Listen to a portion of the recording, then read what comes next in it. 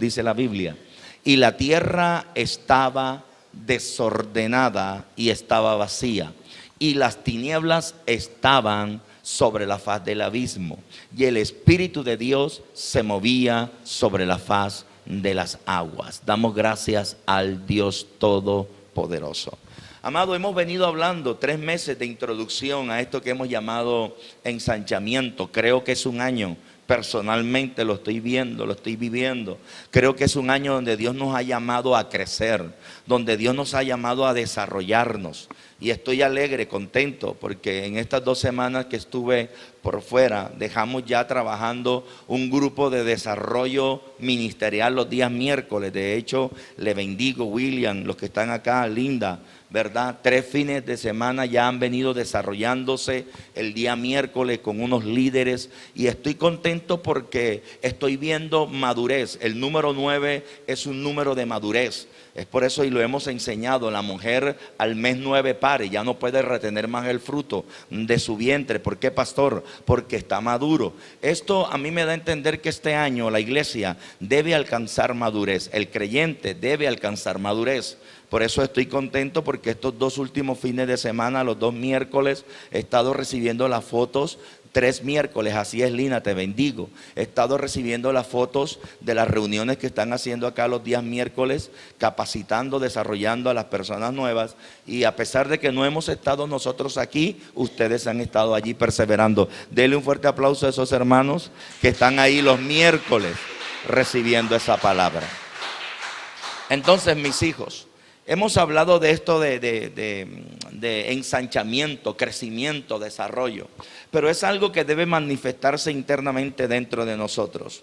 Y voy a entrar en este nuevo mes, a partir de hoy, en algo que he llamado sobrenatural, ¿verdad? Para poder entender que nosotros, los que queremos alcanzar cosas grandes en Dios, no podemos ni comportarnos ni vivir igual que el resto de la gente, porque entonces no tiene ningún sentido de que nosotros digamos que tenemos un Dios tan grande donde no podemos manifestar lo que decimos del Dios que nosotros tenemos. Estamos acá. Note lo que dice la Biblia, y voy rapidito porque esto lo prediqué el día viernes, pero yo siento en mi espíritu que usted debe escuchar esta verdad, ya que hay muchos que están aquí que no vinieron el día viernes. Dice la Biblia: y la tierra estaba desordenada y vacía, y las tinieblas estaban sobre la faz del abismo, y el Espíritu de Dios se movía sobre la faz de las aguas. Note lo siguiente, y la primera verdad que te quiero enseñar es lo siguiente: siempre que Dios establece un propósito sobre una persona, y siempre que Dios llama a esta persona para cosas grandes, siempre habrá oposición de las tinieblas. Encontramos en Génesis 1 el diseño perfecto de Dios, pero también vas a encontrar el diseño de las tinieblas. Es inevitable que usted, teniendo promesas de Dios, no tenga oposición y no tenga obras espirituales en contra suya. De hecho, dele la gloria a Dios y las gracias al Señor, que toda obra opositora de las tinieblas te revela algo, que dentro de ti hay algo que el enemigo quiere. Porque dije el día viernes que Satanás es un inversor del reino. Él invierte su tiempo en gente que tiene destino y que tiene propósito. Él no malgasta el tiempo en gente a la cual no tiene nada que hacerle para atacarle. Él no invierte el tiempo en gente que hace parte de su plan y de su propósito, que hace parte de lo que él ya planeó afuera en el mundo. Él trabaja con gente, o mejor, se levanta contra alguien que tiene un destino, que tiene un propósito. Entonces, a mayor destino, a mayor propósito, mayor oposición, mayor ataque. Esto a ti te debe desarrollar el discernimiento. Estoy siendo atacado, tengo problemas, tengo luchas, no es de gratis. Lo que ocurre es que el enemigo te está dando la señal de que Dios ha depositado algo dentro de ti que quizás tú no sabías que tienes, pero el mismo enemigo en ese ataque, en esa oposición, te lo está haciendo revelar. Estamos acá.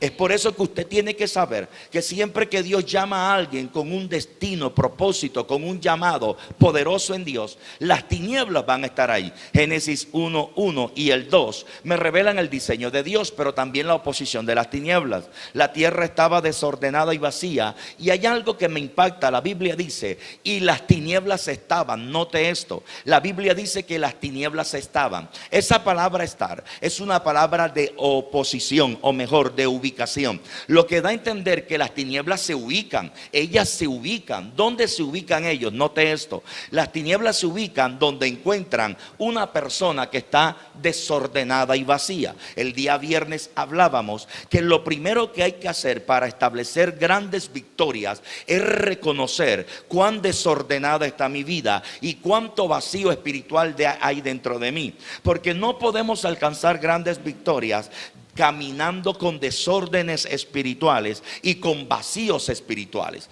Entonces es importante que usted evidencie esto. Estoy caminando con vacíos espirituales, estoy caminando con desórdenes espirituales. Si esto está en nosotros, la ocupación de las tinieblas van a estar allí. Y es importante, el viernes lo dije, tinieblas no es demonio, porque mucha gente todo cree que es diablo, todo cree que es demonio. Los demonios están allí.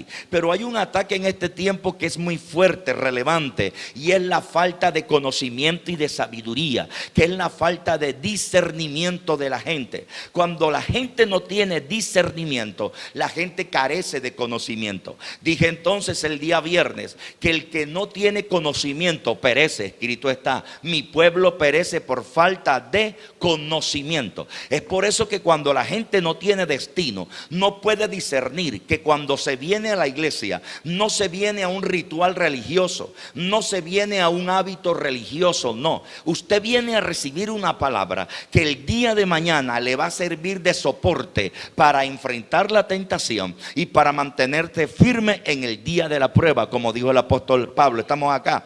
Entonces la gente de destino sabe que la iglesia es el lugar de entrenamiento en el tiempo presente para avanzar a su tiempo futuro. Lo voy a volver a decir.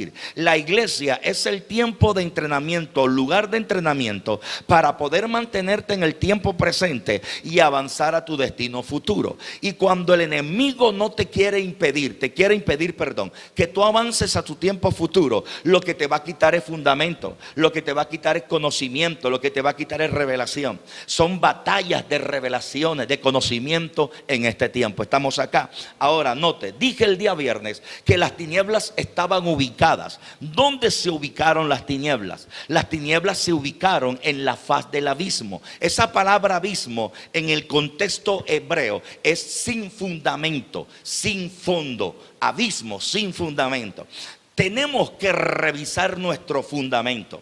Tenemos que decirle, Señor, revélame cuál es mi fundamento. ¿Cuál es mi fundamento financiero?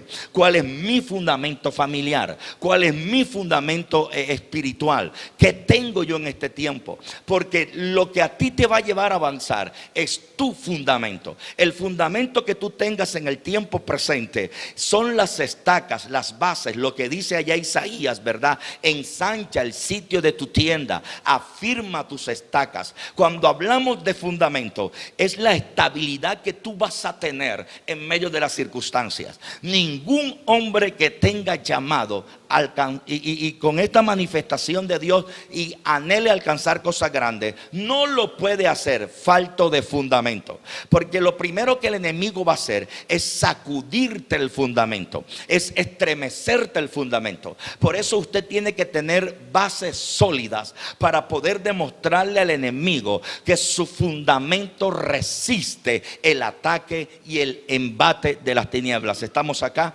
Dile que está a tu lado, revisa tus fundamentos. Revisa tus fundamentos. Señoras y señores, y el fundamento no se establece porque alguien esté al lado tuyo. El fundamento se establece por tu grado de madurez interno que tú puedas ir desarrollando en medio de los procesos. Es por eso que las pruebas y los procesos, como dice Romanos, aquellos que aman a Dios, todas las cosas le ayudarán para bien. ¿Por qué? Porque en el proceso y en la prueba, tu fundamento, si tú estás con un destino y propósito, será cada día como mayor. Y lo que hoy estás atravesando te va a ayudar a alcanzar victorias mayores el día de mañana. ¿Cuántos dicen amén? Enseñaba el día viernes que esto es por revelación. Esto es porque el Señor, a través del Espíritu Santo, te lo imparte a lo profundo de tu corazón. Porque usted se da cuenta que hay gente que con una lluvia ya se están muriendo. Ay, es que tengo este problemita, y ya el problemita los está ahogando. La adversidad ya los está destruyendo. ¿Por qué, pastor? Porque no todos tienen los mismos fundamentos. Y tú notas que hay gente que atraviesa crisis, problemas, adversidad, y están donde están firmes allí en la roca. ¿Por qué, pastor? Porque tienen un fundamento establecido. Ahora me impactó que estuve estudiando muy profundo la palabra, y note esto. Voy rápido porque le dije que esto es introducción. Quiero llevarlo a algo profundo en esta mañana. Dice: las tinieblas estaban sobre la faz del abismo, pero también dice la Biblia que el Espíritu de Dios se movía sobre la faz de las aguas. Esta palabra a mí me impactó porque encontré la palabra faz tanto para la acción de las tinieblas, y encontré la palabra faz tanto para la acción del Espíritu Santo. Las tinieblas estaban estáticas, pero dice la Biblia que estaban estáticas sobre la faz del abismo, pero el Espíritu de Dios se movía sobre la faz de las aguas. Y me puse a preguntarle a Dios por qué permite que veamos la misma palabra faz tanto para tinieblas y faz tanto para el movimiento del Espíritu. Esa palabra faz en el contexto hebreo. ¿Y por qué uso el contexto hebreo? Porque estamos hablando del Antiguo Testamento, y esa palabra faz en hebreo no es la misma palabra para el griego que es el Nuevo Testamento. Esa palabra faz en el contexto hebreo significa rostro, lo que a mí me da a entender que las tinieblas tienen un rostro, pero también me representa esto, que el movimiento del Espíritu tiene otro rostro. La pregunta fue, y lo enseñamos el día viernes, ¿cuál es el rostro de las tinieblas? El rostro de las tinieblas es todo aquello que el enemigo quiere que la gente vea en su problema. Es por eso que las tinieblas, el rostro de ellas, ¿cuál es? Caos, problemas, adversidad, temor, inseguridad, amargura, desesperanza, miedo. Yo no puedo. ¿Por qué, pastor? Porque eso es lo que el enemigo quiere que tú veas. Porque hay una regla espiritual. Tú terminas pareciéndote a todo aquello que tú miras muy continuamente. Voy a volverlo a decir. Tú terminas pareciéndote a todo aquello que continuamente tú estás viendo. Cuando tú estás rodeado a toda hora del problema, de la crisis, de la adversidad, tú te terminas pareciendo a eso. Y entonces tú hablas con la persona, y la persona, sin darse cuenta, innatamente, la persona siempre te va a hablar de qué? Te va a hablar de su problema, de su amargura, de su circunstancia, de su dolor. ¿Por qué, pastor? Porque su círculo, todo lo que lo está rodeando, ¿es qué cosa? Es esa tiniebla. Entonces la tiniebla tiene un rostro. La pregunta fue, ¿qué tú estás viendo? Porque el enemigo es astuto para hacerte ver el rostro que él quiere que tú veas. Y esto es impresionante, porque cuando yo estoy estudiando, preguntándole a Dios, encontré que una de estas causas es la falta de comunión espiritual. Porque si tú estás en comunión, buscando a Dios en oración, es inevitable, tú vas a ver el rostro de Dios. Pero ciertamente cuando yo hablo del rostro de Dios, Dios no tiene rostro, Dios no tiene facciones, Dios no tiene ojos verdes, ni nariz larga, ni cejas negras. No, Él no tiene rostro. Entonces, pastor, cuando se habla del rostro de Dios, ¿a qué se refiere la Biblia? Se está refiriendo de que cuando dice el rostro de Dios, es para que tú sepas de que Dios te está viendo donde quiera que tú estés. Pero cuando tú entras al secreto, se te revela la intimidad de Dios a tu espíritu. Entonces en tu espíritu tú tendrás la convicción de que Dios está contigo, y tú terminarás reflejando no lo que las tinieblas en lo natural quiere que tú reflejes, sino que vas a reflejar en lo espiritual lo que Dios quiere que tú reflejes. Es por esto que nosotros nos podemos dar cuenta de una condición espiritual de aquella persona que ha dejado la intimidad. La persona que ha dejado la intimidad, su reflejo es todo lo natural, es todo lo carnal.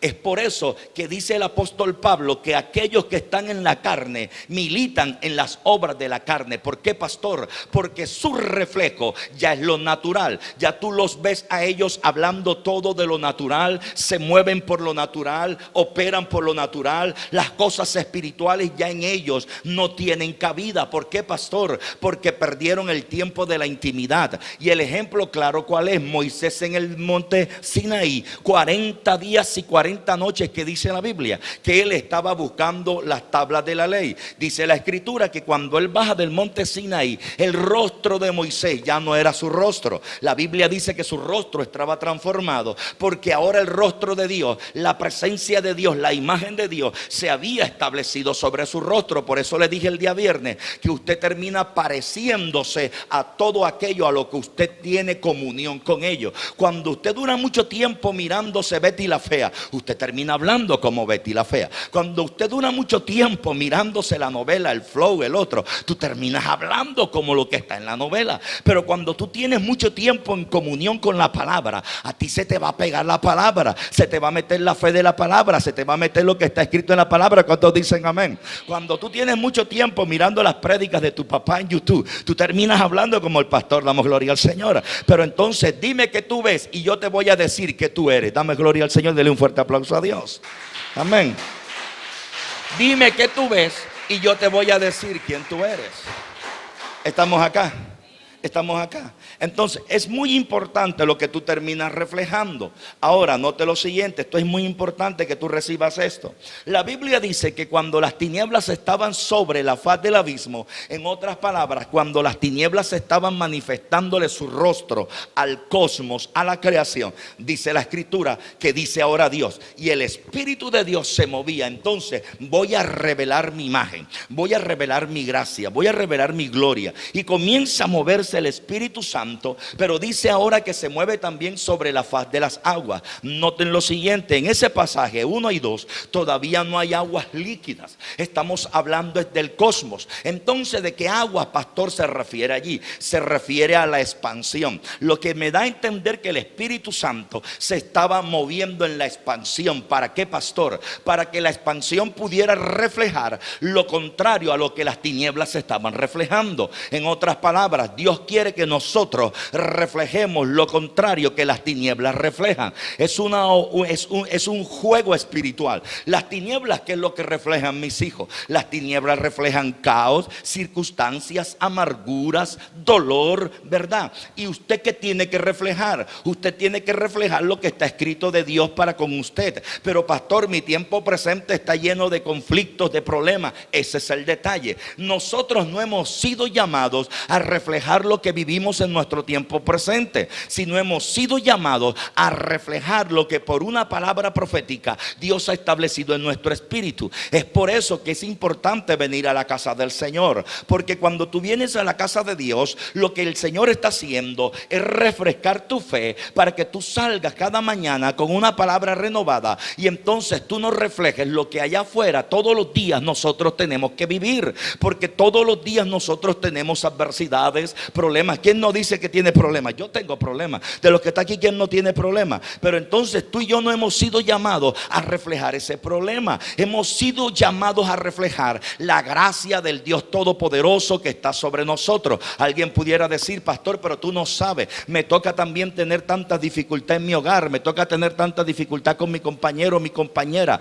Pero, señoras y señores, la Biblia dice en el libro de Hebreos que Dios nos llamó a nosotros a predicar, ¿qué cosa? De las buenas de aquel que nos llamó. ¿Quién nos llamó? Jesucristo. Nosotros no hemos sido llamados a predicar de la dificultad que tenemos en nuestro hogar o de las tinieblas que están a nuestro alrededor. Hemos sido llamados a predicar de la luz de Cristo, que nos ha prometido que con Él somos más que vencedores, y en el camino Dios va a enderezar todas las cosas. ¿Cuántos lo creen? Dios va a enderezar todas las cosas. Pero entonces nuestra tarea es reflejar lo que Dios está dentro de nosotros. Pero para esto tú tienes que estar en el secreto, tú tienes que recibir lo que Dios ha dicho de ti. Damos gloria al Señor. Pregúntale al que está a tu lado, ¿qué tú estás reflejando?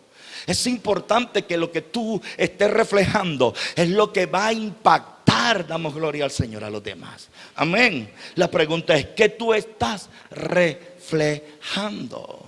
Entonces tú tienes que pedirle al Espíritu Santo que te llene de su reflejo, para que entonces a través de la manifestación de su reflejo tú puedas opacar todo aquello que las tinieblas está queriendo trabajar en contra tuya. Denle un fuerte aplauso al Señor en esta mañana.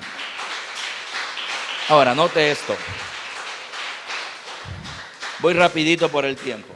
Encontramos que la Biblia dice, y el Espíritu de Dios se movía sobre. Me impacta porque hay una palabra que es una preposición, sobre. La palabra sobre es una preposición. Y es aquí donde yo quise hacer mucha énfasis el día viernes, mis hijos, porque nosotros estamos llamados a movernos sobre las circunstancias, a movernos sobre los problemas, a movernos sobre todo aquello que se levanta en contra suya. Es una capacidad que tenemos nosotros los hijos de Dios. Si nosotros no tenemos esta convicción de que hemos sido llamados a caminar sobre, entonces cualquier problema nos va a detener, cualquier circunstancia nos va a detener. ¿Estamos aquí? Y tenemos que tener bien claro que problemas, circunstancias adversas, enfermedades, luchas, pruebas, todo lo vamos a tener. Entonces, ¿qué marca la diferencia en el reino? En el reino la diferencia lo va a marcar la capacidad que tú tengas para ir ¿dónde? Para ir sobre, para ir sobre. Señoras y señores, atrapen esto. Las preposiciones son palabras que se establecen para revelar, miren esto, para revelar o para marcar determinada acción en la oración. Cuando uso la palabra o la preposición sobre, esto me da a entender gramaticalmente de que el sujeto está ¿dónde? Por encima. ¿Está dónde? Por encima. El sujeto en la oración está ¿dónde? Por encima. Por eso se usa una preposición para determinar ubicación, para determinar lo que el sujeto está haciendo en la oración. Aquí me están diciendo que el Espíritu de Dios está ¿dónde? Está sobre. Y tú tienes que tener la convicción de que Dios también te llamó para estar sobre. ¿Usted lo cree? Ahora, tú determinas qué preposición gobierna tu vida. Gramaticalmente encuentro 23 preposiciones. De estas 23 preposiciones encontramos que hay 12 que son las más comunes. Con, contra, de, desde, en, entre, par, por, sí, sobre y tras. Entonces yo tengo que escoger con qué preposición espiritualmente yo me voy a estar moviendo. Tú puedes tomar la preposición debajo. Tú puedes tomar la preposición tras. Tú puedes tomar la preposición detrás. Pero aquellos que somos llamados por Dios tenemos que anteponernos esta preposición. Voy a caminar sobre las adversidades, sobre los problemas, sobre la crisis, sobre toda aquella angustia espiritual, sentimental. ¿Cuántos estamos aquí? ¿Cuántos estamos aquí? ¿Cuántos van a tomar esa preposición? ¿Cuántos van a decir voy a caminar sobre las adversidades? Entonces el enemigo dice, yo no sé qué está pasando con esta mujer, pero me he levantado contra ella. Pero siempre que me levanto contra ella, ella está sobre mí. Ella está caminando sobre el problema, ella está caminando sobre la adversidad, ella está caminando sobre la crisis. Es por eso que tú tienes que determinarle al mundo espiritual quién tú eres. El mundo espiritual tiene que saber qué preposición está delante de ti. Y yo quiero decirte, creo que el Dios Todopoderoso va delante de ti para que tú estés sobre los problemas. Dele un fuerte aplauso al Señor, aleluya. ¿Usted lo cree? ¿Usted lo cree? ¿Usted lo cree? ¿Usted lo cree? Ahora, rápidamente, libro de los Salmos. Mira, te estoy dando la introducción. Dije 5 minutos, ya van 10. Libro de los Salmos, damos gloria al Señor, capítulo 8. Es importante porque me llamó la atención lo siguiente. Salmos capítulo 8, note lo que dice la Biblia, mis hijos. Oh Jehová, capítulo 8:4, hijo, por favor.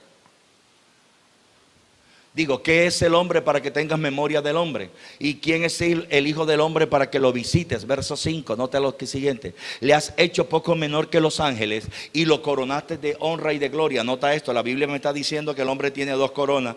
Y es muy significante que tengas en cuenta eso porque te voy a revelar esto. 2 coronas, una de gloria y otra de honra. Ahora el verso 6 dice lo siguiente. Tú le hiciste señorear sobre, mira esto, señorear es sobre. Señorear es sobre. Tú lo colocaste, lo hiciste señorear sobre las obras de sus manos. Todo lo pusiste, como dice la Biblia, debajo de la planta de sus pies. Si todo lo puso debajo de la planta de mis pies, es porque yo estoy ¿dónde? Digan conmigo, encima. Es correcto, Silvia. Entonces está diciéndome aquí, esto es una verdad. Escúchenme bien, hay dos clases de verdad. Están las verdades presentes y están las verdades eternas. Esto es una verdad eterna, pero ¿cuál es la verdad presente? La verdad presente son tus circunstancias del tiempo actual. Las circunstancias del tiempo actual, las verdades presentes, no se pueden omitir en la vida de nadie. Pero entonces una verdad presente no puede estar por encima de una verdad eterna, porque tú y yo por encima de las verdades presentes tenemos las verdades eternas. Lo que a mí me revela es que quizás tu presente no es lo que tú quieras, pero tu verdad eterna te dice que el día de mañana todo será diferente a tu tiempo presente. No lo creíste. Es por eso que tú tienes que aprender. Sí, reconoce tu verdad presente. Reconoce lo que estás viviendo hoy, porque no nos podemos echar mentiras. La fe no es omitir. La fe no es abrir la nevera pelada y entonces tú empiezas a decir, está llena, está llena, está llena. Agarro el pollo, voy a preparar pollo. No, eso no es fe. No vas a sacar pollo de una nevera vacía. Y entonces tú dices, saco el pollo y voy a hacer sushi, o voy a hacer, y el pescado ¿dónde está? No, no hay sushi, ni hay nada, no hay pescado. Eso no es fe. Ponerte a negar una verdad, no es fe. Pero entonces, ¿cuál es la fe? La verdad presente te dice no hay nada en la nevera, pero la verdad eterna te dice de que Dios es tu proveedor y que mañana tendrás lo que hoy tú no tienes. Y tú tienes que caminar entonces, no porque estás viendo la nevera vacía, ay, me echó a morir, las emociones, ay, yo no sirvo para nada, mi vida se va a destrozar, ay, mi destino. Y entonces, no, es que la verdad presente no te puede llevar al fracaso, porque tú vas a caminar por una verdad eterna. ¿Cuántos dicen amén? ¿Cuántos dicen amén? ¿Cuántos dicen amén? ¿Cuántos dicen amén? ¿Cuántos dicen amén? Y es allí donde yo he aprendido a confrontar a las tinieblas. Las verdades presentes lo que a veces te quieren hacer es que veas el rostro del enemigo, porque si tú no tienes la capacidad para ver en una verdad presente la fe del Hijo de Dios, entonces la verdad presente te va a hacer creer que tú no tienes la capacidad para alcanzar cosas grandes. ¿Estás aquí? Ay, pastor, yo no tengo cómo, pastor, mira, me voy para la iglesia, pastor, y no tengo pasaje, pero créalo que el año que viene o dentro de poco Dios te va a bendecir y vas a tener un vehículo. Porque nosotros, eso es la fe, lo que te va a llevar a vivir por no verdades presentes, aunque no las niego. Pero yo creo que la palabra profética me hace vivir por las verdades eternas, por la palabra profética, por lo que Dios dijo de ti el día de mañana, porque ya está escrito. Estamos acá, ya está escrito. La Biblia dice, el libro de Efesios, que tú y yo estábamos con el Señor antes de la fundación del mundo. Lo que da a entender que antes de que tú fueras formado, porque escúchenme bien, usted fue formado en la tierra, pero fue creado en el cielo.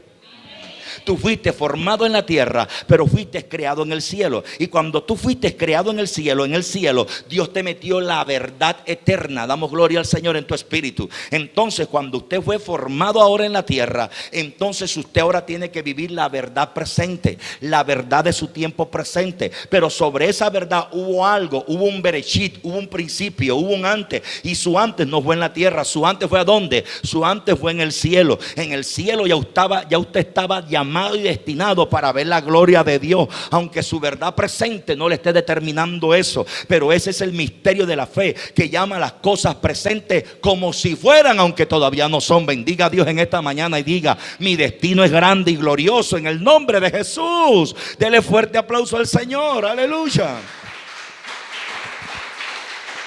Amén, amén. Y tu esposo, imagínese, pastor, le tocó predicar. Está predicando. Claro, profetícele que está predicando. Profetícele. Establezca por encima de una verdad presente, una verdad eterna. Pero ¿cómo hago esto, pastor? Métete en el Espíritu, métete para que Dios te revele su rostro, para que su palabra venga sobre ti. ¿Usted lo cree? Hermano, no es pecado soñar, pero ¿qué es lo que pasa? Hay que aprender a soñar, porque hay gente que está soñando y tanto sueña, pero a la final no cumplen ni hacen nada de sus sueños. ¿Sabes por qué? Porque el día que se le acabaron a ellos sus fuerzas, por el tiempo presente, por lo que están viviendo, dejan los sueños abortados, se mueren los sueños. No, es que hace tanto tiempo que yo estoy esperando esto y el sueño se abortó. Es por eso que una cosa es soñar y otra cosa es tener destino profético. Porque el día que sus sueños se acaben, si usted tiene destino profético, usted sigue adelante y esa palabra profética le hará realidad su sueño el día de mañana. ¿Estamos aquí?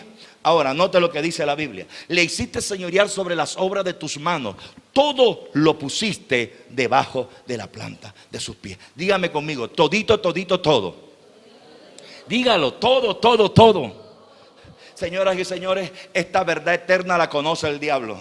El diablo sabe que Dios colocó debajo de la planta de tus pies todo. Pero entonces, ¿qué es lo que trabaja el enemigo? El enemigo trabaja esta verdad para que tú no camines por encima, sino que entonces tú estés como por debajo. Pero ahora esta verdad eterna la antecede un versículo tremendo. Colócame el versículo que está antes, por favor, hijo, el 5. Note lo que dice el 5. El 5 dice lo siguiente. Mira lo que dice el verso 5. Le has hecho poco menor que los ángeles y le coronaste de gloria y de honra. Esto es una palabra que tiene una revelación tremenda, porque cuando está diciendo que nos coronó de gloria y de honra, no es que usted camina con una corona física en la cabeza. No es que usted tiene una corona. Es una simbología. ¿Qué es lo que hace una corona? Una corona, cuando se le coloca a una persona una corona natural, la corona natural lo que hace es rodear la cabeza. Entonces, cuando el Espíritu Santo está diciendo, tú lo rodeaste, le pusiste una corona en su cabeza, está diciendo, lo rodeaste a él. Lo que a mí me está dando a entender aquí el escritor sagrado es que tanto usted como yo vivimos coronados, o mejor, vivimos rodeados de ¿qué cosa? De la gloria del Dios Todopoderoso. ¿Qué es lo que está a nuestro alrededor? Ahora sí está interpretando bien el pasaje. Cuando dice está coronado de gloria, es que lo rodea ¿qué cosa? Lo rodea la gloria de Dios. Ahora, ¿cuál es el detalle? Usted toma la decisión de caminar dentro de esa gloria o salirse de la gloria. Y la tarea del enemigo será usted ¿qué cosa? Sacarlo de la operación de la gloria que lo rodea, para que usted no camine bajo la gloria que Dios le colocó, sino que usted camine bajo el plan natural. Y a mí esto a veces me causa mucha impresión, porque escúcheme bien, mis queridos hermanos, si Dios nos quiere a nosotros llevar rodeados de su gloria, ¿por qué tú insistes en salirte de la gloria que Dios te entregó? Si Dios nos rodeó de gloria y número 2, nos rodeó de honra, ¿por qué nosotros insistimos en salirnos de esa gloria? Y si no, pregúnteselo al primer Adán. El primer Adán, ¿dónde estaba? El primer Adán estaba dentro del huerto, rodeado de gloria y rodeado de favor. Amados, lo tenía todo. Pero ¿qué fue lo que hizo el primer Adán? El primer Adán, por causa de la tentación, como se salió del secreto, se salió de la intimidad, dejó de ver el rostro de Dios, entonces comenzó a buscar lo que no se le había perdido. Entonces usted y yo tenemos que aprender que el llamado de Dios está para caminar dentro donde Dios nos estableció nuestro perímetro. Nuestro perímetro espiritual está dentro del ambiente que Dios estableció para nosotros. Hay que aprender que la revelación para poder caminar sobre es estar dentro de lo de Dios. Para yo poder caminar sobre es estar dentro del sistema de Dios. Si me salgo del sistema de Dios, no podré estar sobre lo que Dios ha establecido sobre mí. Se lo voy a explicar de una manera más profunda. Por favor, vaya conmigo a la carta de los Efesios y lo va a entender de esta manera más profunda. Efesios 1:22. Yo sé que la palabra era para usted. Efesios 1:22. ¿Estamos aquí? ¿Estás aprendiendo en esta mañana? ¿Estás recibiendo una palabra para el día de mañana? Efesios 1:22. Dice la Biblia, está hablando de Jesús. Y Jesús sometió, ¿qué dice la Biblia? Todas las cosas debajo de sus pies. Y luego dice la Escritura, y se lo dio por cabeza sobre todas las cosas. ¿A quién? ¿A quién? ¿A quién? Pregúntale que está a tu lado. ¿Tú eres la iglesia? Pregúntale, ¿eres tú la iglesia? Señoras y señores, porque no el que viene a una iglesia o no el que va a una iglesia es la iglesia. Dice la Escritura que cuando Jesús está allí en la cruz, su victoria, su sacrificio, su entrega, todo aquello que Él hace en la cruz, note esto, le da la autoridad de que todos los principados, todas las potestades, todas las tinieblas estuvieran ¿a dónde? Debajo de la planta de sus pies. Pero el Señor sabía que esa autoridad Él no la necesitaba en el cielo, porque Él era todo 100% hijo de Dios. Entonces Él dice, yo no puedo llevarme esta autoridad para el cielo. Necesito dejársela a ¿quién? Necesito dejársela a aquellos que tengan la revelación de lo que es iglesia. Ahora entienda esto, el diablo sabe que no todo el que va a una iglesia es la iglesia. El diablo sabe que no todo el que asiste a una congregación hace parte de la iglesia. Estamos aquí, estamos aquí, estamos aquí. Porque para yo convertirme en iglesia, tengo que tener revelación de lo que es iglesia. Pedro un día está cara a cara con el maestro. El maestro le pregunta a Pedro: Pedro, ¿quién dice a la gente que yo soy? Pedro le dijo al maestro: Señor, unos están diciendo que tú eres el Juan el Bautista, otros están diciendo que tú eres Elías, otros dicen que tú eres un profeta. Pero la pregunta clara, básica y concreta fue la siguiente. Jesús se quedó mirando a Pedro y le dijo: ¿y tú quién dices que yo soy? Oh, tremendo. Necesitas tener una identidad de quién es Dios para ti, de quién es Jesús para ti. Cuando realmente tienes una identidad y convencimiento de quién es el Señor para ti, te vendrá la revelación de lo que es la iglesia. Porque cuando Jesús se quedó mirando a Pedro y le dijo: ¿quién dices tú, Pedro? Me interesa ahora tu opinión. Me interesa, Pedro, lo que está dentro de ti. De lo que está en lo profundo del corazón, ¡brum!, sale de la boca. Damos gloria al Señor. Entonces, dame tu concepto, Pedro. Dime tú quién soy yo. Y se lo queda mirando Pedro y le dice: Señor, tú eres el Hijo del Dios eterno. Y en ese momento Jesús le dice: Pedro, tremendo, no te lo reveló carne ni sangre, no te lo reveló un pastor, no te lo reveló ninguna denominación. Pedro, acaba de tener una revelación profunda de parte de mi Padre. Eso quiere decir, noten esto, Pedro estaba cara a cara con Jesús, estaban externamente, todos los podían ver, pero en ese momento Pedro entra al secreto del Padre. Esto es impresionante.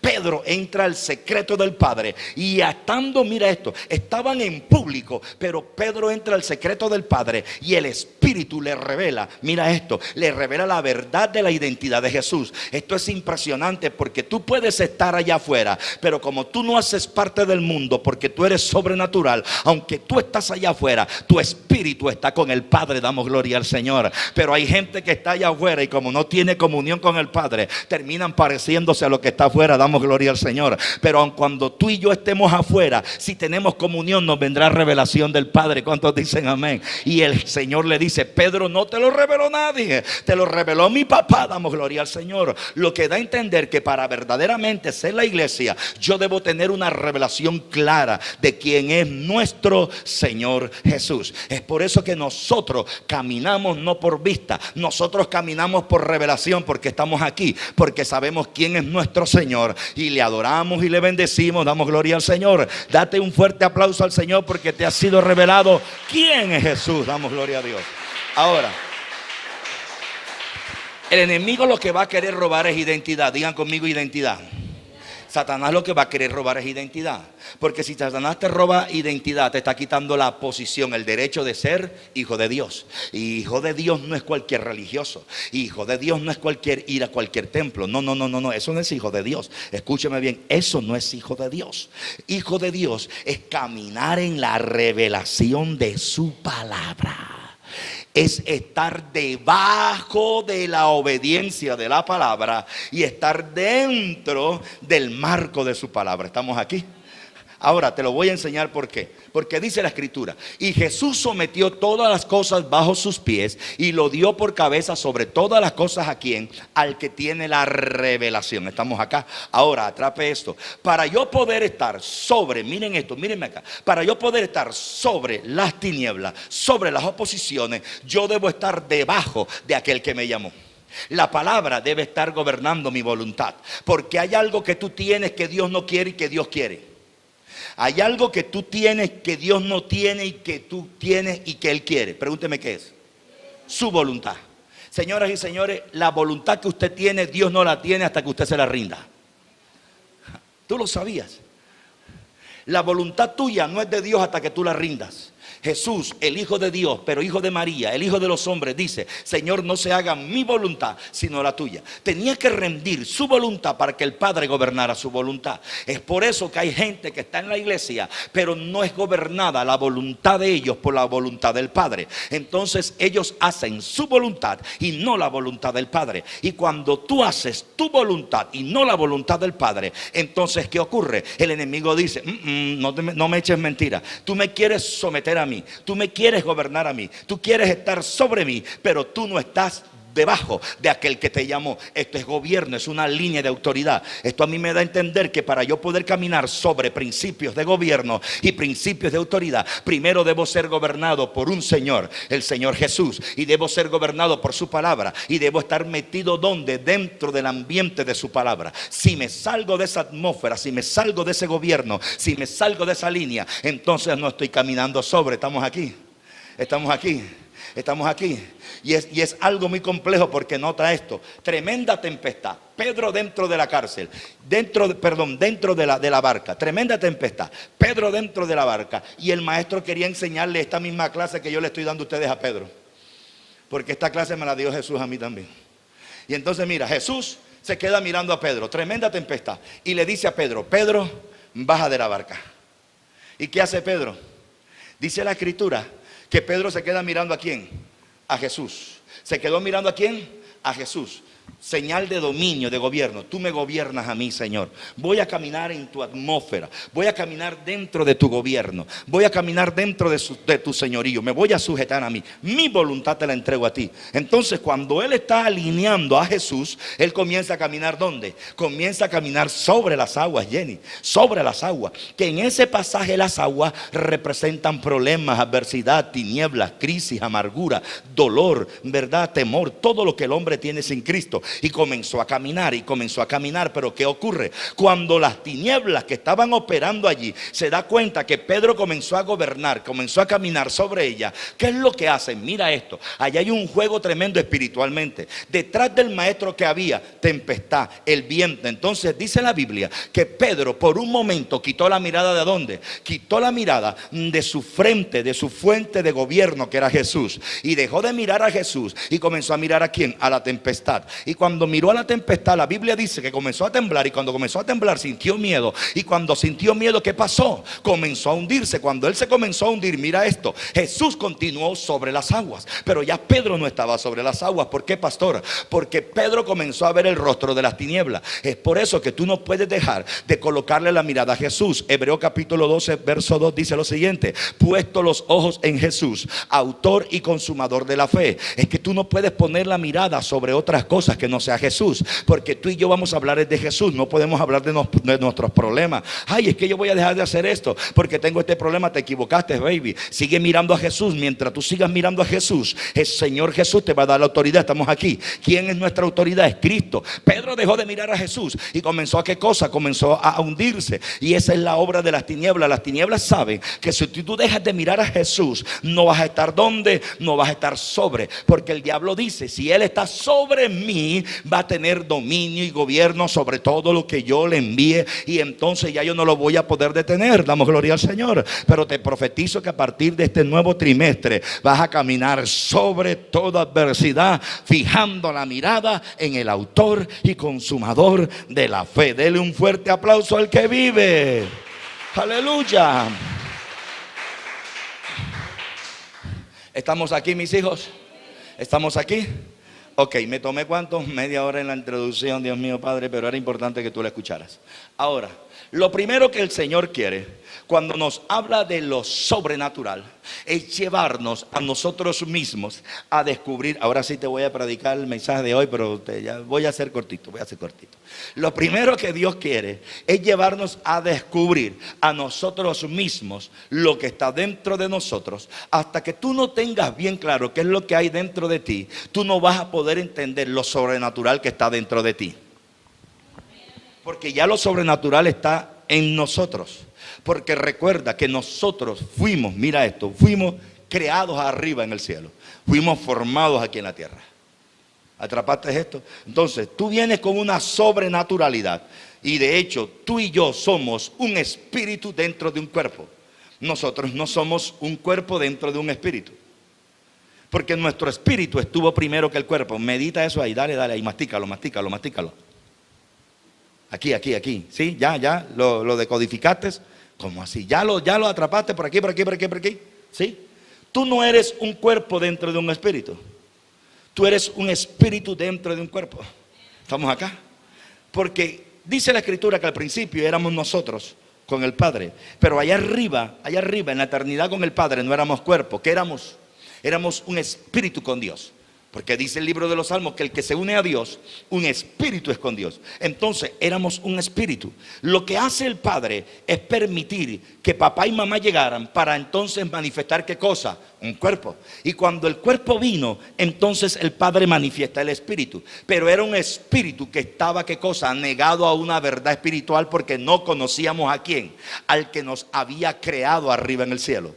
Cuando usted y yo recibimos a Jesús, entonces tenemos conexión ¿con quién? Con el Espíritu Santo. Y allí comienza a revelarse nuestra verdadera identidad. Por eso mira al que está a tu lado y dile: tú eres superhumano, tú no eres humano. Cuando yo digo superhumano, no es que tengas fuerzas nucleares, es que dentro de ti está la operación del Espíritu Santo. ¿Estamos aquí? No es que tú tengas un sistema nuclear, no es que tú tengas ahora fuerza nuclear en tus brazos. Lo que ocurre es que es por eso que gente que te conoció a ti en el pasado te dice esta pregunta: oye, ¿y cómo fue que tú dejaste las mujeres? Porque cuando yo te conocí eras tremendo borrachín y tenías 4 mujeres, y ahora ¿cómo es que tú estás en el evangelio? Y primero ya no tomas, y segundo ya no tienes tantas mujeres. Porque el hombre natural le dice al creyente, le dice al cristiano que alcanzó esta victoria. Porque es que yo no he podido, hermano. Yo todavía no he podido. Esa vieja estaba buena y a mí me tocó. ¿Por qué? Porque ellos no entienden que no consiste en una fuerza supernatural naturalmente. No, es ¿qué cosa? Es la operación del Espíritu que toma el dominio sobre lo natural para gobernar lo natural por lo espiritual. ¿Cuántos dicen amén? Así que dése un fuerte aplauso porque usted es un sobrenatural. Aleluya. Estamos aquí, estamos aquí. Estamos aquí, estamos aquí. Oye, ¿y tú cómo hiciste para dejar el alcohol? A ver, ¿tú cómo hiciste esto? No necesitas ir a hogares CREA, no necesitas ir a un hogar de rehabilitación. Lo que pasa es que tú has rendido tu voluntad a lo sobrenatural del reino, y lo sobrenatural del reino tomó ¿qué cosa? Tomó tu voluntad y transformó el pensamiento natural por un pensamiento sobrenatural. Entonces atrape esto y regálame 20 minutos, les voy a predicar en esa mañana. Entonces la primera tarea para que usted pueda alcanzar eso sobrenatural es tener una revelación de parte del Espíritu Santo con usted mismo. Y segundo, es que el Espíritu Santo se le revele de tal manera que comience a transmitirle ese conocimiento de lo sobrenatural en contra de lo natural. Tú decides caminar en lo natural o caminar en lo sobrenatural. ¿Estamos acá? ¿Usted qué quiere? ¿Caminar en lo natural o en lo sobrenatural? ¿Tú qué deseas? ¿Caminar en lo natural o en lo sobrenatural? Ok, atrape eso. Entonces, deténgase aquí y sea sincero. Los problemas no se le van a acabar. Lo que pasa es que tu fe será mayor que los problemas. Las circunstancias no se le van a acabar. Las adversas, las contrarias. Lo que ocurre es que lo que viene dentro de ti, que va a ser revelado, te va a ayudar a caminar por encima de eso y te vas a poder levantar. ¿Cuántos están aquí? Denle un fuerte aplauso al Señor. Vaya al libro de Génesis. Entonces, por favor, regáleme estos minutos y voy a ser breve para poder predicarle después del próximo domingo. Le voy a hablar del primer hombre sobrenatural. Puedo usar varios hombres para mostrarle el prototipo sobrenatural de Dios. Pudiera usar al primer Adán, puedo usar a David, pero quiero usar el prototipo de un hombre al cual Dios nos mostró, Dios nos reveló, nos lo dejó como ejemplo de un hombre sobrenatural que alcanzó todo lo que Dios quiso entregarle porque le creyó a Dios. Y lo voy a usar porque es un ejemplo de una fe sobrenatural, es un ejemplo de un carácter, de una madurez y de una transformación sobrenatural. Le voy a hablar de Abraham. Para mí, el humano más sobrenatural que Dios nos entregó. Hebreos capítulo 12, por favor, hijito. Note lo siguiente. Hebreos capítulo 12. ¿Cuántos creen que Dios nos está hablando en esta mañana? Dile, prepárate, perdón hijo, Génesis capítulo 12. Prepárate para ser un sobrenatural del reino. Pastor, pero tengo que tener capa. Pastor, tengo que tener un cinturón sobre mí. No tienes que tener capa. Somos sobrenaturales por la gracia del Espíritu Santo del Señor. ¿Estamos acá? Pero Jehová le dijo a Abraham, ¿cómo le dijo a Abraham Dios? Vete de tu tierra, vete de tu parentela, vete de tu casa, ¿verdad? A la tierra que yo te mostraré. Note lo siguiente. Cuando Dios llamó a Abraham, mis hijos, Abraham era el hombre más natural que usted pueda conocer. De hecho, Dios no llama a ningún hombre para que camine sobre si antes no está debajo. Voy a volverlo a decir. Dios no llama a ninguna persona para que camine sobre si antes no está debajo. Y se lo voy a explicar por qué. Porque usted tiene que tener bien claro primero lo que es estar abajo, para que cuando tú estés arriba sepas la posición de gobierno y de autoridad. No puedes estar arriba sin antes no saber lo que es estar abajo.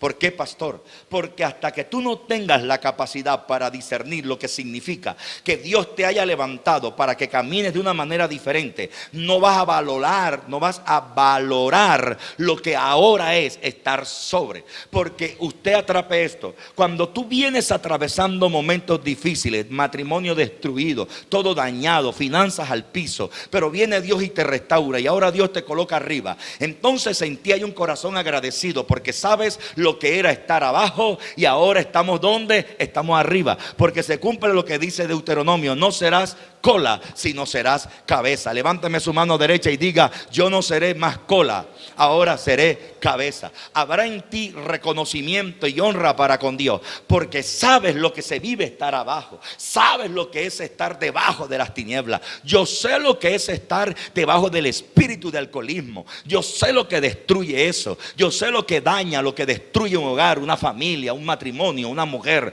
Yo sé lo que eso destruye una economía, y siempre hablo con la gente: no me mientan. El hombre que tiene problemas del alcohol es un hombre que está afectado en su matrimonio, con su esposa, en su finanza. Es una maldición, no rinde, aún él mismo, moralmente, sentimentalmente, emocionalmente. Hay momentos en los que él quiere expresarse, explicarse por qué pasa eso, porque yo sé lo que es estar abajo. Y cuando ahora el Señor te establece arriba, lo primero que está debajo de mí es el espíritu de alcoholismo, porque atrapa esto. El diablo no quiere que tú recibas esta revelación, porque lo que hoy está abajo de ti, cuando tú recibas esta revelación, mañana tú lo tendrás. Damos gloria al Señor. Pisado.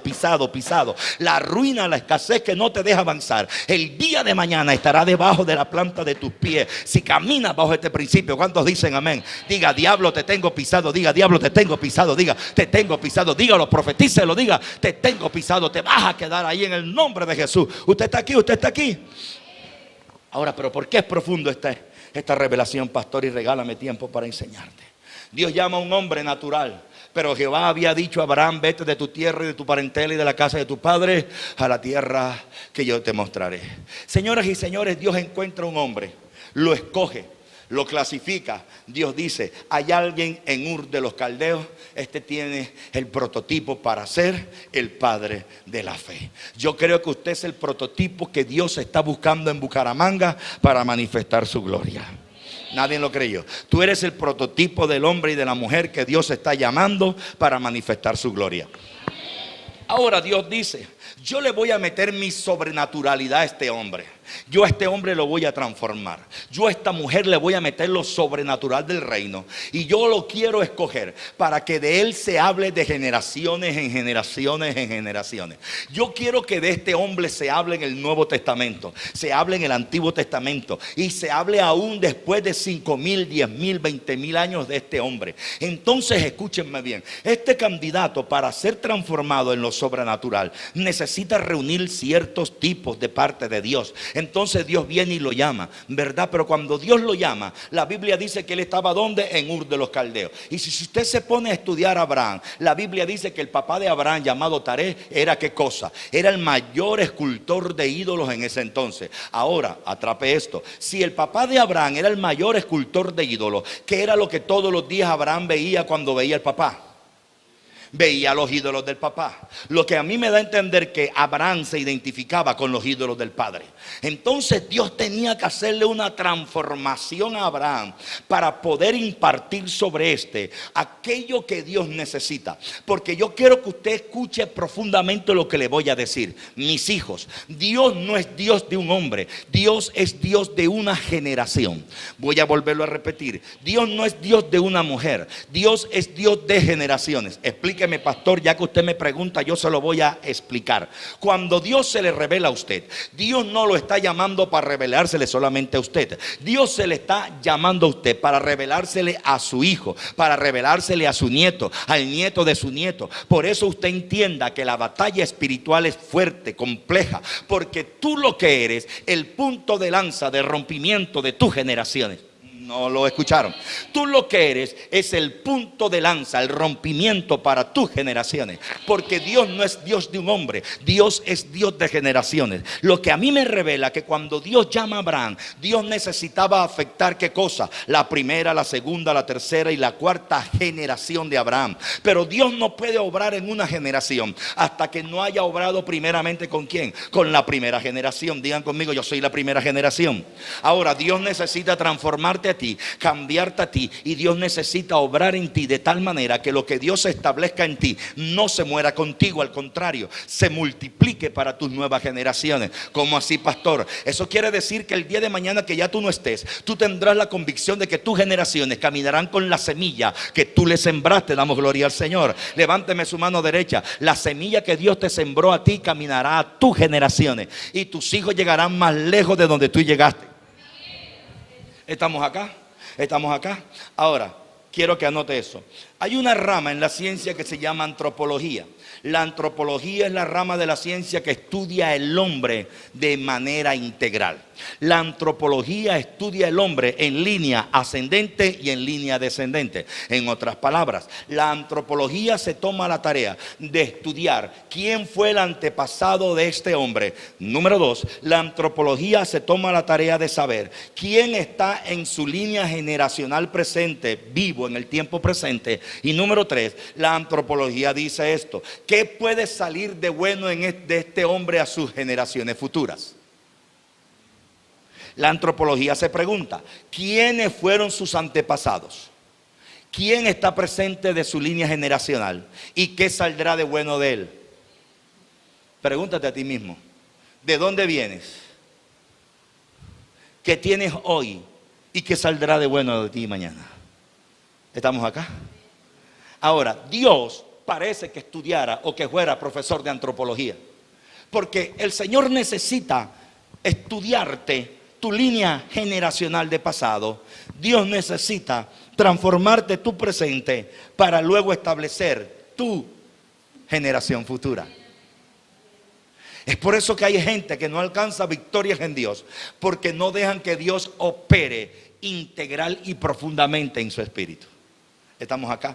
Tomo a Abraham. Le voy a hacer un estudio antropológico a Abraham.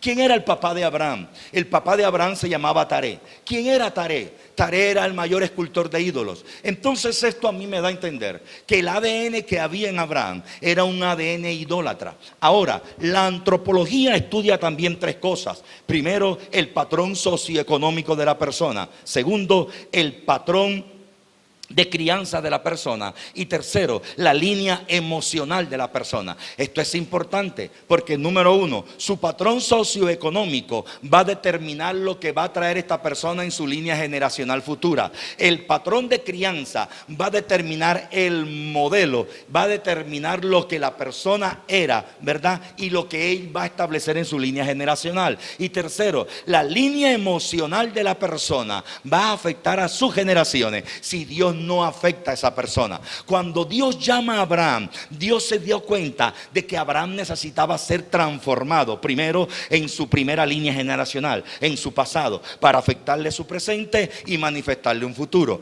Es por eso que Dios le dice: mira, Abraham, sal de tu tierra. ¿Por qué, pastor? Porque en la tierra donde él había sido criado, su modelo socioeconómico era un modelo de ruina y de escasez. Señoras y señores, en Ur de los los Caldeos había brujería, había escasez, era un lugar tremendo, pagano. Entonces Dios no podía llamar al padre de la fe, aquel que se había levantado en un modelo de crisis. ¿Estamos acá? Ahora Dios lo llama y le dice: sal de tu parentela y sal de la casa de ¿quién? De tu padre. Te voy a decir por qué. Porque mientras Abraham estuviera metido en la casa del padre, Abraham estaba mirando qué cosa, e iba a seguir mirando lo que el papá hacía, iba a seguir hablando como el papá hablaba, iba a seguir recibiendo las instrucciones que tenía el padre. Es por eso que usted tiene que determinar el lugar que usted quiere mañana, pero para el lugar que usted quiere mañana, usted tiene que saber en qué lugar está el día de hoy presente.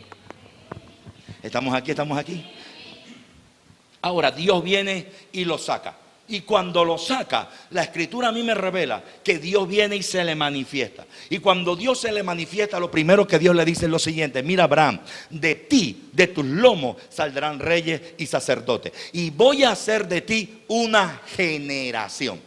Voy a levantar de ti una ¿qué? Una generación. Pero cuando Dios lo levanta, ¿cuántos eran? Era él solo y quién, y su esposa. Pero ahora atrape, si usted ha leído la Biblia dice que Sara no podía, ¿qué cosa? No podía parir. Señoras y señores, no era que Sara era estéril. Lo que ocurre era que Dios no estaba todavía permitiéndole que el óvulo de Abraham, perdón, que el esperma de Abraham, que la semilla de Abraham fecundara el óvulo de Sara. ¿Por qué? Te lo voy a decir por qué. Porque si Dios permite que Sara quedara embarazada en el sistema de Ur de los Caldeos, lo que Sara iba a parir iba a parecerse a qué cosa, iba a parecerse al sistema de donde ellos estaban. Es por eso que Dios tiene en cuenta el sistema donde tú estás. Dios dice: no puedo todavía permitir que la semilla de Abraham fecunde el óvulo de Sara, porque si no, lo que él pare, lo que ella pare, se va a parecer a qué cosa, se va a parecer a Ur de los Caldeos, va a hablar como Ur de los Caldeos, se va a mover como los caldeos.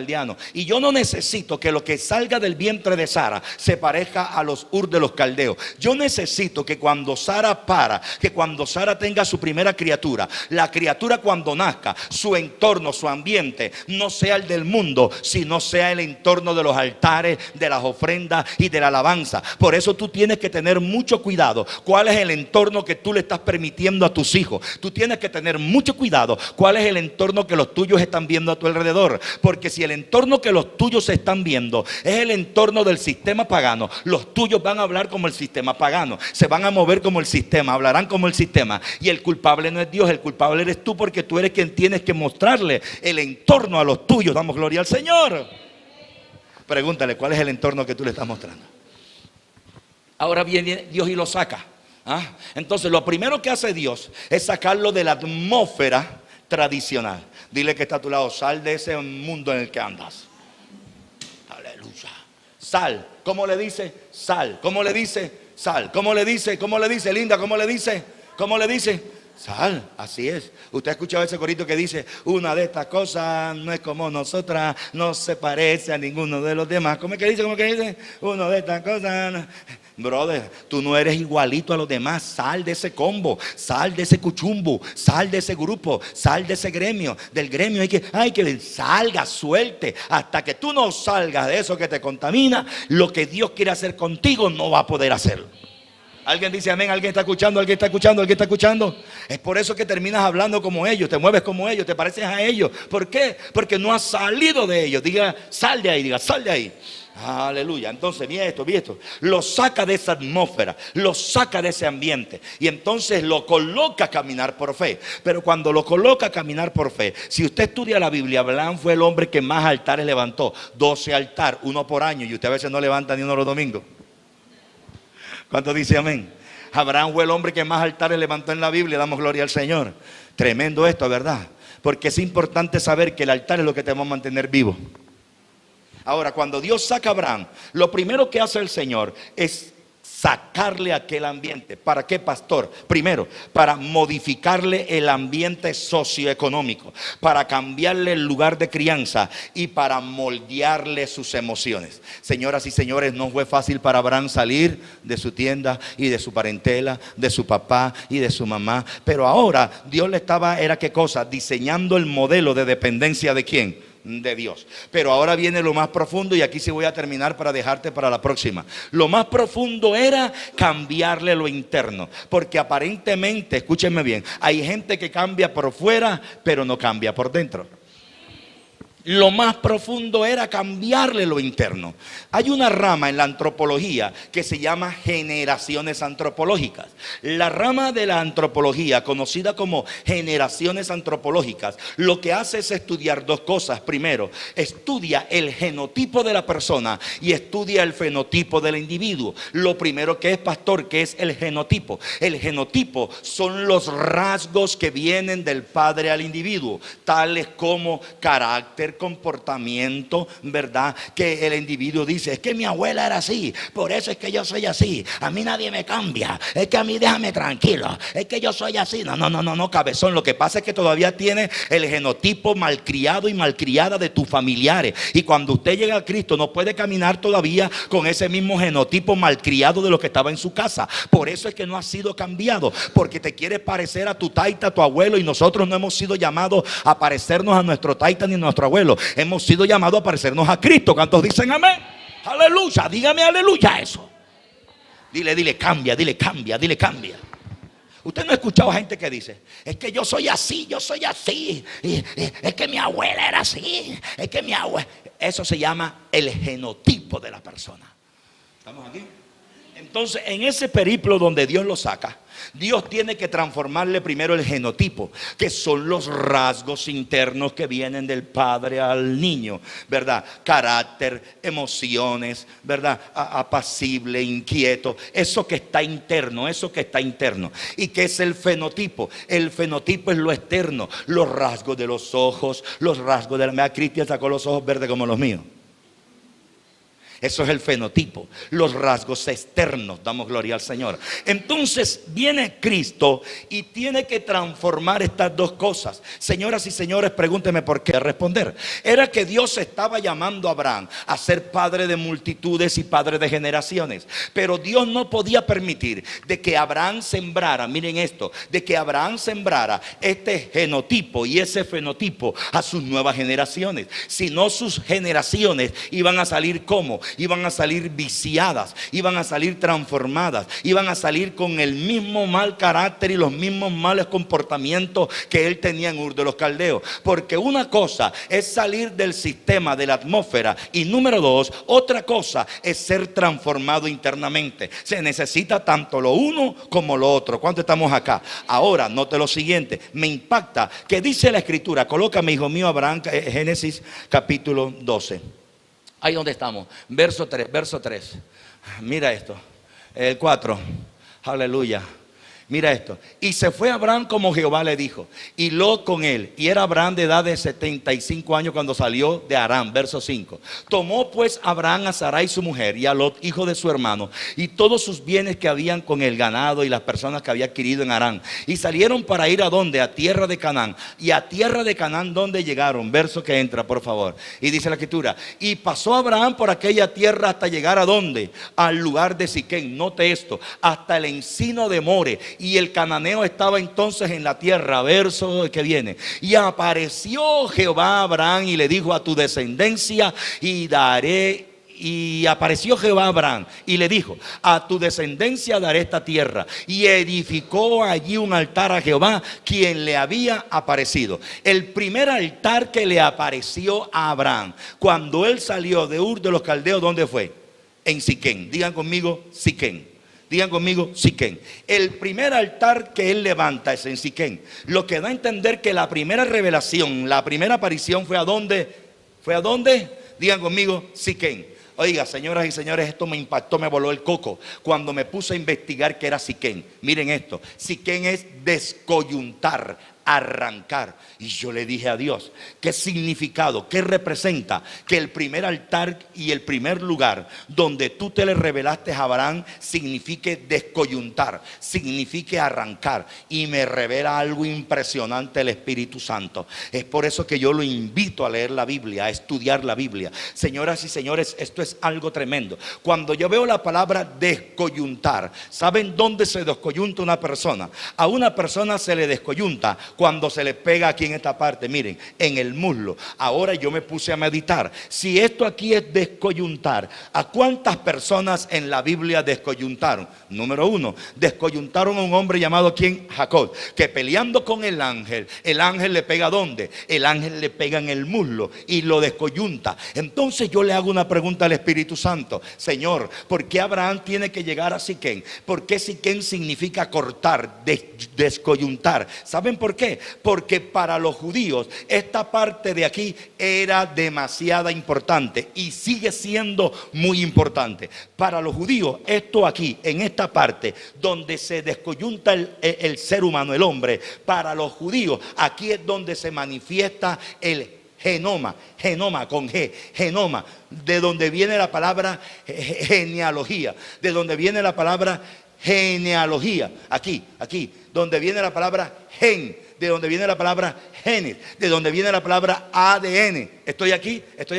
Para los judíos, en esta parte es de donde se desarrollan los genes, el genoma, la genealogía del hombre. En otras palabras, cuando Abraham llega a Siquén, ¿sabes lo que hace Dios? Viene y lo descoyunta, le comienza a cambiar su qué, le comienza a cambiar su ADN y allí le quita el ADN natural. En otras palabras, le comienza a transformar el genotipo para que no sea el genotipo de su taita, sino para que de ahí en adelante él pueda caminar con el genotipo del Dios sobrenatural, con el genotipo del Dios de la fe, con el genotipo del Dios que le dijo: llama las cosas que no son como si fuesen, porque en ti serán benditas todas las familias de la tierra. Y por tu fe, Abraham, yo voy a bendecir a todos que crea. Damos gloria al Señor en el Hijo del Dios Todopoderoso. Señoras y señores, atrapa esto y termino esto porque quiero orar. Hasta que Dios no te descoyunte, hasta que Dios no te arranque, hasta que Dios no te quite